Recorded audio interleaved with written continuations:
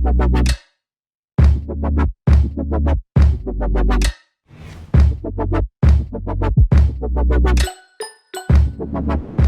you so much, Jamie. And the FML hierarchy, it's a blessing to be speaking at another convention yet again.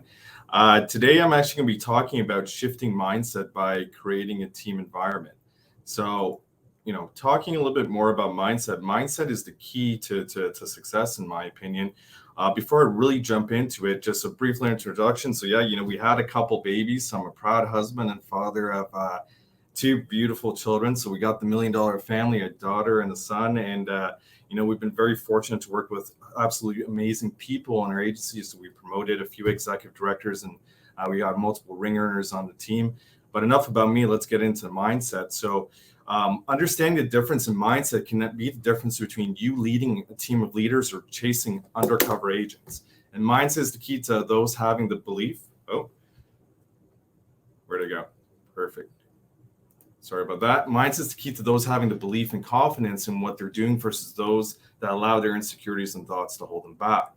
So when we talk about mindset, we have two groups. And what we see is that many who join come in with a fixed mindset, right? So let's talk about our new agents. And a lot of this fixed mindset is fostered while being an employee for so many years.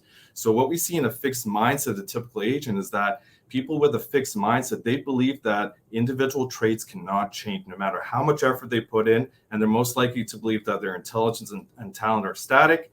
They avoid challenges to avoid failure. They ignore feedback from others. They feel threatened by the success of others, and they hide flaws so as not to be judged by others. Whereas, the growth mindset or the executive director mindset, that's more along the lines of embracing lifelong learning, believing that intelligence can be improved, put in more effort to learn, and they believe that their effort leads to mastery, and they believe failures are just temporary setbacks. They view their feedback as a source of information, and they willingly embrace challenges.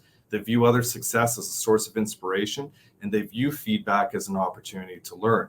So Carol Dweck, in her book Mindset, she also says, mindset change is not about picking up a few pointers here and there. It's about seeing things in a new way. When people change to a growth mindset, they change from a judge and be judged framework to a learn and help learn framework. Their commitment is to growth, and growth takes plenty of time, effort, and mutual support.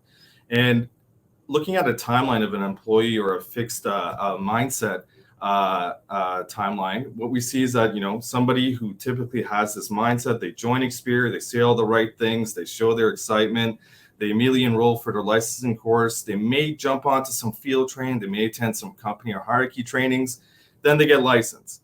Still a little sporadic in attending meetings and trainings, they may book a few appointments, and then a few months passes by and they put some business through, not fully independent, not very present in the business. A year later, nothing really has changed.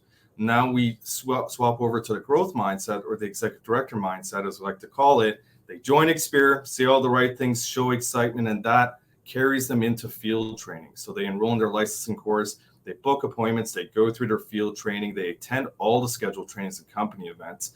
They then achieve their license, they get their SFA promotion. They have clients, they have maybe even a little team built for them, and that allows them to instill the confidence and belief that they need to carry on. And they're fairly independent, and they take the initiative to learn and grow. A few months later, they're actively building their client base, their team, they're building a track record for themselves. And then, a year later, they're making more money than they would have made as an employee working for somebody else. They're achieving their senior manager or executive director promotions, 6-figure earners plus. So how do you foster this mindset, or how do you help them? There's an old analogy that you can lead a horse to water, but you can't make them drink.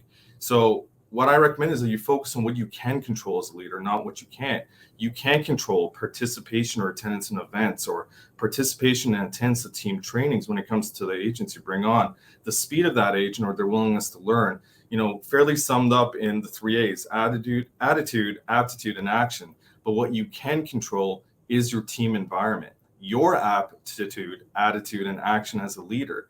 Creating a safe space for your team to share their thoughts and emotions, and helping them realize their why, and working with them to exemplify their strengths and provide opportunities for them to grow. And lastly, making sure that you're pouring belief constantly in them, and that belief will inspire confidence in your agents and the company and the system that we follow. So let's talk a little bit more about the right team environment. So the right team environment, let's first branch it off into 3 groups. We have team training. So people feel safer in smaller groups, right? So host team trainings to cater to the needs of your team. You don't need to be the loudest voice in the room. So give others the opportunity to talk, especially if they've exhibited recent success in that topic or field. And good news, share good news. There's a reason why we always start off our meetings in the FML hierarchy with good news. It inspires and incites those and gives them the willingness to move forward so they can, at one point in time, share good news for themselves. The Telegram groups are phenomenal. Let people into your life and share, right? The Telegram groups aren't just there for business, right? You want to talk, you want to build that community, you want people to just be able to share what's going on in their lives. And, people want to feel that they're working with you, not for you. And this helps bring down those walls. Every time there's a bit of good news in our Telegram group, regardless of what it is, whether it's on the personal or the business side, we share it regardless of what it is to share, and we all celebrate in that good news together. And then lastly, the community. So get together with your team regularly. It doesn't have to be in person if they're a ways away, but virtually it can be just as good as in person. And also, it doesn't have to be about business, right? For example, every Saturday morning, I host a weekly breakfast meeting on Zoom for the team. We have people from all over Canada, from all different time zones. That's where we all get together. Sometimes people are in their pajamas. Sometimes they're having their breakfast, and we talk and we share and we laugh. And it's just very general. It's just building those relationships, those interpersonal relationships between people, right? Host team awards and ceremonies and different events, because not everyone gets recognized at the annual convention. So it's important to recognize your team as a whole and celebrate everyone's achievements for that year. Virtual or in-person lunches are a great way to bond with those that are remote. But even, investing in your business. I'm flying down to Alberta and BC at the end of next week to actually visit some of my agents and get to see them in person for the first time and help them put on events and what have you. So invest in your business and watch it grow.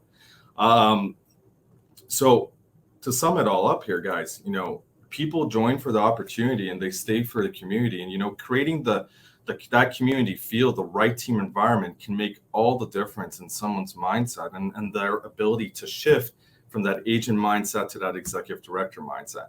So once again, thank you so much for allowing me to speak at the convention. Once again, Jamie, always a pleasure, brother.